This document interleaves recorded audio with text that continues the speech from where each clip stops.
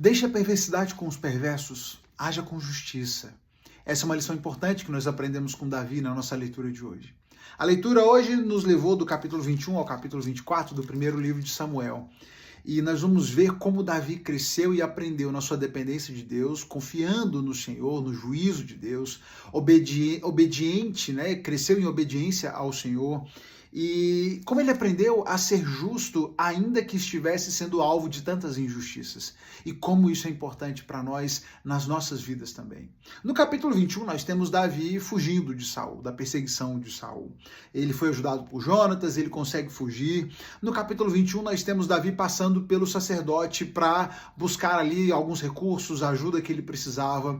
Ele mente para o sacerdote, dizendo que tinha recebido uma missão de última hora de Saul, por isso ele saiu às pressas, nem deu tempo de pegar as coisas dele, e passou ali para receber um apoio. Ele recebe alimento, ele pega a espada de Golias, que inclusive ele havia usado para matar o gigante filisteu. Ele pega essa espada, ele pega alimentos, mas essa notícia de que Davi havia passado e recebido o apoio do sacerdote chega a Saul. Saul logo soma ali 2 e 2 e acha que o sacerdote estava mancomunado com Davi.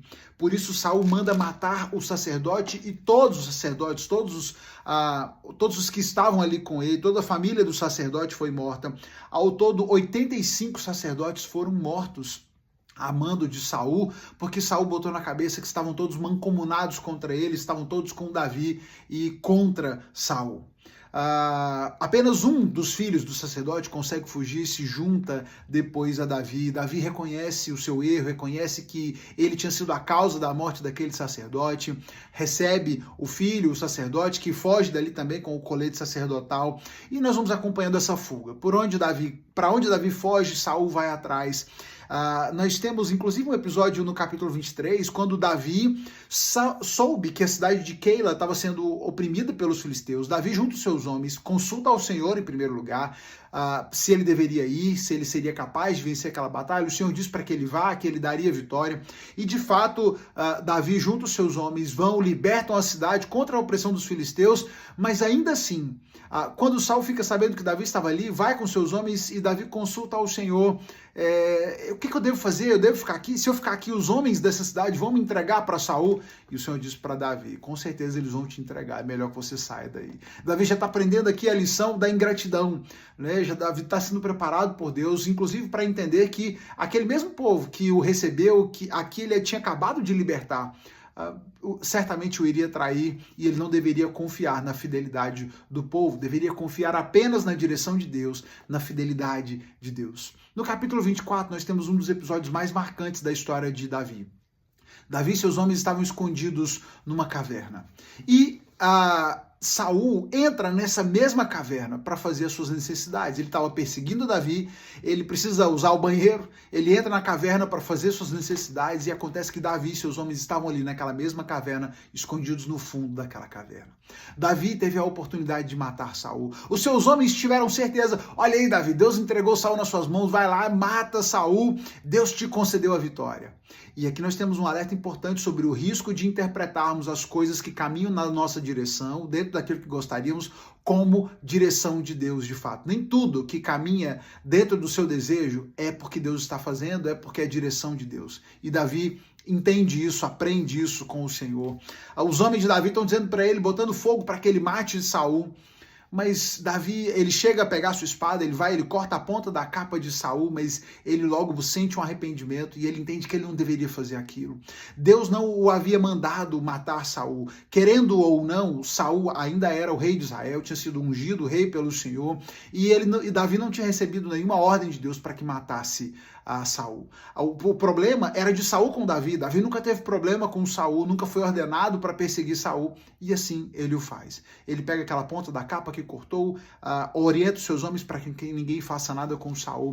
Depois que Saul saiu da caverna, Davi vem correndo para fora, se lança no chão e diz: Saul, olha a oportunidade que eu tive. Eu tive você nas mãos, eu pude matá-lo, tá aqui a ponta da sua capa, mas eu não fiz, porque eu não tenho nada contra você. ele, nesse momento, ele diz, olha, eu cortei o seu manto, mas não matei o rei. Isso prova que eu não procuro lhe fazer mal e que não me rebelei, nem pequei contra o rei, embora esteja me perseguindo para me matar. Apesar do fato de que você está me perseguindo, eu não me rebelei contra você. E ele continua dizendo que o Senhor julgue entre nós dois. Talvez o Senhor castigue o rei por aquilo que procura fazer contra mim, mas eu jamais lhe farei mal. Das pessoas perversas vem atos perversos. É isso que diz o provérbio antigo. Por isso o rei pode estar certo de que eu jamais lhe farei mal. São as pessoas perversas que fazem perversidades, mas eu não sou assim. Eu não vou tratá-lo com perversidade, eu não vou te fazer mal. Tive a oportunidade e não fiz. Talvez Deus te castigue pelo que você tem feito comigo, mas eu certamente não farei. Deixe a perversidade para os perversos. Não justifique a sua perversidade com aquilo que você sofre. Não é porque alguém foi mal com você que você está liberado para ser mal, para devolver em perversidade, que você está liberado para destruir a vida daquele que te persegue. Sejamos justos, hajamos com justiça. O próprio Saul, ele reconhece diante daquela situação, ele diz, Saul começa a chorar e diz, você é mais justo do que eu, pois pagou o mal com o bem. Quem mais deixaria o seu inimigo escapar quando o tinha em suas mãos? Agora vejo que certamente você será rei e que o reino de Israel prosperará sob o seu governo. Aqui, finalmente, Saul chega à conclusão de que Davi era um homem muito melhor que ele, seria um rei muito melhor que ele, e o reino estaria nas mãos de Davi, por causa da sua justiça, porque ele era um homem justo, temente a Deus, que seguia a orientação de Deus, que não queria o mal, que não desejava o mal, que não pagava o mal com o mal, mas pagou o mal com o bem. O Senhor nos desafia a isso, a sermos justos em todo o tempo, a retribuirmos o mal com justiça, a orarmos pelos que nos perseguem, a amarmos aqueles que se opõem a nós. É isso que Jesus nos ensina, é isso que o Senhor espera de nós, espera de você, irmão. Então, não olhe para as maldades que são feitas a você e enxergue nelas a carta branca para ser mal, para agir com maldade, para agir com perversidade. Sejamos justos em todo o tempo, bondosos em todo o tempo, amáveis em todo o tempo. Tratemos as pessoas como o Senhor espera que tratemos e não como elas têm nos tratado. Deixemos que o Senhor seja juiz entre nós e os nossos inimigos, entre nós e aqueles que se colocam como nossos inimigos. Que você não tenha inimigos, que você não busque pessoas para se opor e para tratá-las com maldade. Deixe que Deus lide com aqueles que se opõem a você. Deixe a perversidade para os perversos. Haja com justiça em todo o tempo. Vamos juntos, lendo a palavra de Deus, aprendendo cada dia mais e aplicando essas verdades na nossa vida. Sigamos lendo o livro de Samuel. Você já sabe, amanhã a gente se encontra aqui para mais uma reflexão. Deus te abençoe.